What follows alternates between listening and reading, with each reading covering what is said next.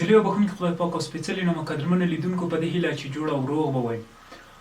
غواړم چې په دغه ویډیو کې تاسو ته د کمرې د موډ په بټن باندې خبرې وکړم چې په کمره کې موډ بټن د عکاسانو لپاره یوه ضروري بټن ده چې باید ورسره آشنا وي. موډ بټن په کمره کې د مختلف موډونه دي چې د مختلفو ساحو دپاره مختلف موډونه دي چې هر وخت وغواړو چې یوه ساحه مثلا په یو شکل یو بل شکل سره وي، کولی شي نظر ساحې ته موږ تاسو خپل موډ چینج کړو. موډونه په مجموع کې په دوو برخو باندې ویشل شوي چې یو بیسیک زون موډ دی او بل چې دی کریټیو زون موډ دی. بیسیک زون موډ چې دی یا اصلي یا اساسي موډ، هغه بیا په یوه برخه بل باندې ویشلی چې هغه ایمیج زون دی. نو راځمه لومړی درته اصلي یا اساسي موډونه، همدارنګه د هغونه وروسته د اصلي او اساسي موډونو ایمیج زون یا د تصویر د برخې موډونه درته تشریح کوم، همدارنګه په آخر کې راځمه انتخابي موډونه درته څنګه کوم تشریح کوم. ګورئ دلته موډ بټنه ده چې موږ تاسو کولی شو هر کله چې وغواړو چې یو موډ د یوې سوژې دپاره برابر کړو، باید د دغه سپین خط سره څنګه شي زموږ د تاسو موډ د دې سره برابر شي. بیا وروسته کولی شو موږ تاسو خپل موډ څخه استفاده وکړو.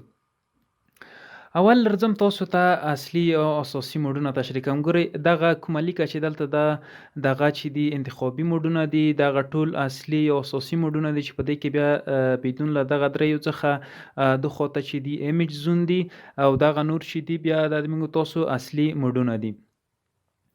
اصلي او اساسي موډونه هغه موډونه دي چې ټول واک او اختیار د کمرې په واک کې وي، یعنې کله چې تصویر اخلو د کمرې ټول تنظیمات کمره په خپله نظر سوژې ته څنګه کوي ټاکي، چې په هغې کې یو اوټو موډ دی یعنې خپلسری موډ دی چې زیاتره غیر مسلکي عکاسان له دغه موډ څخه څنګه کوي استفاده کوي، ولې ځکه چې ټول تنظیمات کمره په خپله برابروي، یوازې عکاس ته د شټر موقع ورکوي چې څنګه شي دی تصویر په باندې وباسي. دغونه وروسته بل چې دی نو فلاش موډ دی چې په دغه موډ کې بغیر له روښنایۍ څخه دغه موډ د خپلسري موډ یعنې د اوټو موډ سره ډېر ورته والی لري. په هغه ځایونو کې له دې څخه استفاده کیږي چې په هغه کې څنګه وي روښنایي معنی لکه په نظامي ځایونو کې او داسې ځای کې چې هغلته څوک نه غواړي چې باید روښنایي وشي. نور ټول هغه چې دی اوټو موډ ته ورته دی، فقط یوازې څنګه دی روښنایي په ده کې نه غږي. ګورئ که چېرې زه مثلا دلته راشم فلاش پایه ګوره خپله پورته کیږي، او کله چې زه مثلا دلته راشم نو فلاش ته بیا فلاش پایه څنګه کیږي موږ تاسو فلاش پایه څخه بیا استفاده نه کیږي چې یعنې روښنایي رمنځته شي.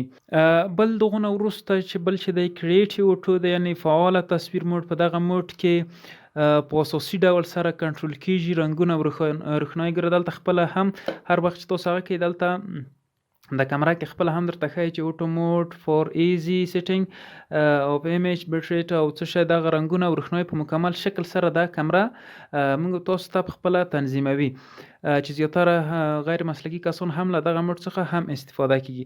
بل دغونه وروسته ما درته ویل چې ایمیج زون دی. په ایمیج زون کې دا چې دی پروټریټ دی چې پروټریټ موډ دی. په دغه موډ نوموړی موډ د صاف چهرې، همدارنګه د روښانه بکګراوند او د همواره کېدو لپاره څنګه کیږي موږ تاسو له دغه موډ څخه استفاده کوو.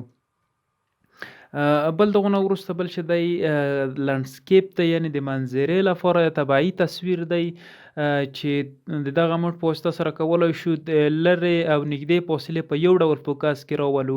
هغه رنګونه په دغه موډ کې استفاده کیږي چې په طبیعي منظرو کې ښه والی صافوالی راولي. په دغه موډ کې موږ تاسو فلاش څنګه کیږي استفاده له دغه څخه نه کیږي، ولې ځکه په طبیعي شکل موږ تاسو یو تصویر اخلو باید فوکس او ډي فوکس پکې نه وي، بیا کولی شو له دا موډ څخه موږ تاسو استفاده وکړو. بل دغونه وروسته چې دی کلوز اپ دی چې موږ تاسو په کلوز اپ موډ څخه د کوچنیو سوژو تصویر اخلو، همدارنګه چې تصویر یې روښانه پوکه شوی بکګراوند لري. زیاتره نږدې شاټونو لپاره له دغه څنګه کیږي له دغه موډ څخه استفاده کیږي. دغه نه وروسته بل چې دی سپورټ موډ دی. سپورټ موډ چې دی د دغه موډ څخه هغه وخت استفاده کیږي چې سوژه د حرکت په حال کې وي او یو خاص سرعت ولري. په نوموړي موډ کې فلاش هم څنګه دی غیر فعاله دی. بل چې دی SCN یعنی نایټ پورتریټ یعنی د شپې تصویر موډ. دغه موډ یو ځای کوي د فلاش روښنایي همدارنګه د شټر سرعت ترڅو یو روښانه تصویر واخیستلی شو. په دغه موډ کې باید د کمرې له پایې څخه استفاده وکړو ترڅو کمره د عکس اخیستلو په وخت کې ونه خوځېږي.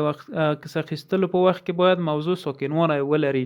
یعنی کله چې فلاش روښانه کیږي شټر سرعت خپله کمره ورسره یو ځای کوي او یو ښه تصویر پې باندې اخیستلی شو. دغه نه وروسته بل چې دی انتخابي موډونه دي. انتخابي موډونه هغه موډونه دي چې خپله عکاس ته یعنی فوټوګرافر ته موقع ورکوي چې د کمرې په تنظیماتو کې څنګه کړي دی تغییر راولي.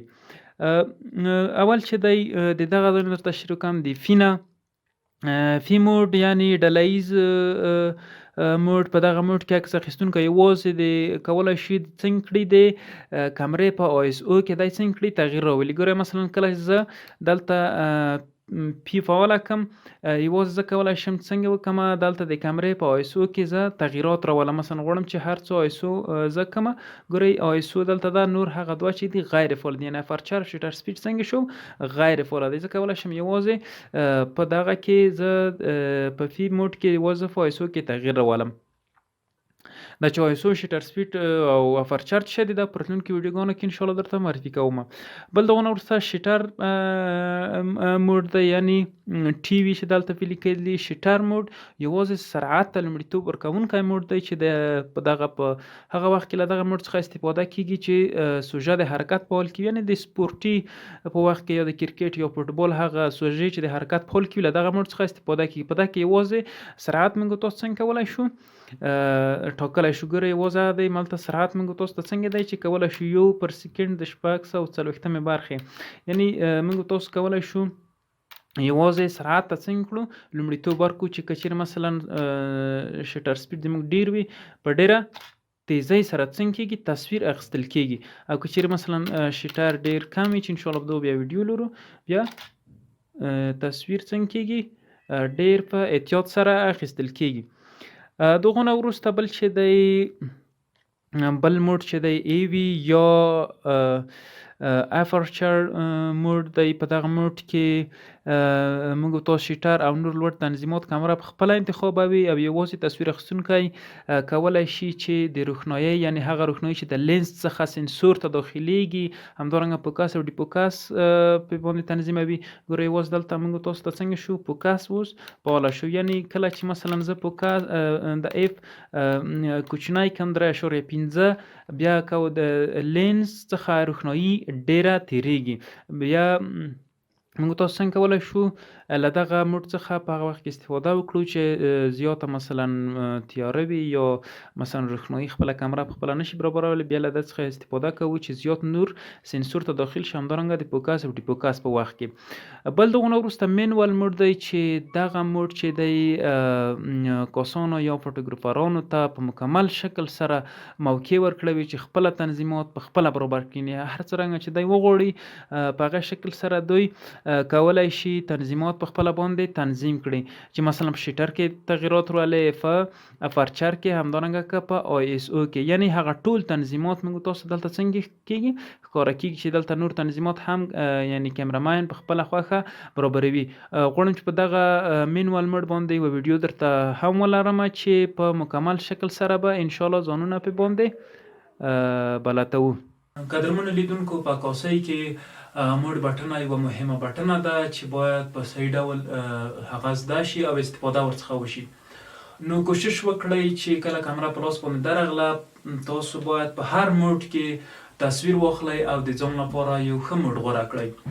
او ډیر کوشش مو باید دغه وي چې په مینوال موډ باندې کار وکړئ ترڅو یو ښه عکاس او یو ښه فوټوګرافر درڅخه جوړ شي. قدرمنو لیدونکو دغه وه د نن ورځې ویډیو. تر بلې ویډیو د خدای په امان.